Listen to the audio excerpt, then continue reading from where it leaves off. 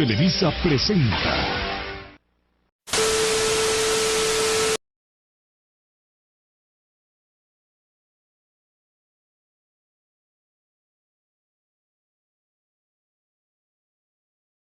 Pablo Picasso dijo que todo niño es un artista. El problema es cómo seguir siendo artistas al crecer. Basta con recordar cuando éramos niños. Un niño expresa con su cuerpo emociones. Su imaginación es ilimitada. Toma la plastilina o el lodo y hace diferentes formas. Toma los colores y sin pensarlo mucho garabatea en una hoja de papel, una pared o un cartón. Y hace todo esto incluso antes de poder hablar. Es aquí donde empezamos a notar la creatividad y poseemos y que si ésta se combina con las técnicas adecuadas, se puede volver arte. Muralismo. ¿Te ha pasado que ves en alguna pared de tu colonia, en algún techo de oficinas de gobierno o en alguna película muros pintados con coloridas figuras? Es muy probable que se trate de un mural. El caso de los muralistas mexicanos, David Alfaro Siqueiros, Diego Rivera y José Clemente Orozco, quienes mostraron su talento al plasmar su visión del México de aquel entonces en paredes que se volvieron emblemáticas e internacionalmente conocidas. Los murales, sin embargo, también pueden contar con técnicas mixtas, como piezas de cerámica u otros materiales, tal como solía hacer el catalán Antoni Gaudí. En México, los murales surgieron como una manifestación de los sentimientos de las poblaciones en la época de la Revolución Mexicana. Fue ahí donde el arte se volvió colectivo y comunitario, ya que previo a esto solo las personas con un nivel adquisitivo alto podían acceder a apreciar obras de arte, mismas que compraban y usaban para adornar sus casas, volviendo al arte inaccesible para la mayoría de las personas. Música. Es muy común que las madres, independientemente del país de origen, canten a sus bebés desde que están en su vientre y continúen con este hábito durante los primeros meses de cuna. Con esto, el vínculo entre madres y hijo se fortalece gracias al fuerte valor emocional que tiene el sonido de la voz de nuestras madres. Al ser un lenguaje universal, que en todos y todas puede despertar emociones, aun cuando no entendemos lo que dice sus letras. Es decir, si estamos tristes pero escuchamos música alegre y divertida, es posible que nuestro estado de ánimo cambie. Por el contrario, si estamos alegres pero oímos música triste, nos volvemos vulnerables a experimentar tristeza. Incluso evocamos recuerdos que tengan que ver con este sentimiento. Hablaremos de la cinematografía.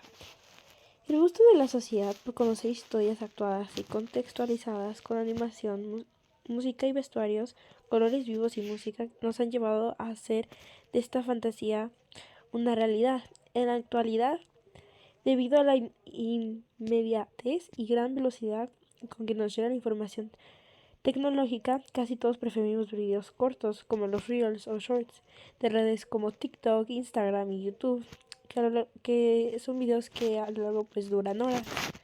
Por ejemplo, cuando se trata de pasar un rato tranquilo, por ejemplo, con nuestros amigos, parejas o familia, las películas siguen siendo una gran opción, ya sea el cine o una sala en nuestra propia casa. La experiencia completa nos desconecta temporalmente de los problemas que podamos tener. Y pasando al tema de la escultura, la palabra escultura viene del latín sculpere, que quiere decir esculpir. Es una forma de expresión artística que consiste en tallar, modelar, esculpir o golpear diversos materiales para crear una forma con volumen que por lo regular tiene un significado importante para quien lo realiza o solicita. Estos materiales suelen ser tradicionalmente de barro, piedra, madera, mármol, pero prácticamente cualquier material al que se le pueda dar una forma tridimensional puede ser usado. Actualmente, por ejemplo, se utiliza también la cera o yeso y los metales, las resinas y los plásticos. Y actualmente o en sus inicios, de más antes, ahorita y en sus inicios, la escultura era utilizada con fines religiosos para rituales ocultos. Después se expandió su uso a lo social, político y estético como la decoración de los lugares. Arquitectura. ¿Conoces o has visto el anime Kimetsu no Yaiba, popularmente conocido como Demon Slayer? Una de las cosas que más llaman la atención de este, aparte de tener una gran historia, es la capacidad que tiene de permitirnos contemplar un sinfín de detalles de ambientación que reflejan la realidad de los inicios del siglo XX. Definitivamente, Koyoharu Kotoge, 1989, la creadora de esta obra es una gran conocedora de la historia del arte, una buena escritora y una mujer instruida en el cine, el dibujo y la arquitectura, habilidades que supo utilizar, mezclar y aterrizar de manera que atrapó la atención de toda una joven generación, rompiendo las fronteras del tiempo y la distancia. Debido a su timidez, conocemos poco de su vida personal, pero podremos apostar a que parte de su inspiración surgió al detenerse a contemplar todos aquellos bellos edificios arquitectónicos de su natal Japón. Ese arte del que siempre estamos rodeados y que si le damos un sentido creativo nos conmueve. La arquitectura puede definirse como el arte de concebir, diseñar y construir edificaciones que funcionen como hábitat para el ser humano. Cuando el ser humano construye una choza para protegerse del clima, crea caminos para trasladarse, hace templos para adorar a sus deidades, construye un lugar donde trabajar, lo sepa o no, pone en práctica habilidades arquitectónicas. El primer tema que voy a tocar es la danza. ¿Te gusta bailar o ver bailar a tus artistas favoritos? La danza es otra de las artes que exploraremos. Es el arte que más usa el cuerpo. Lo único que lo utiliza en su totalidad.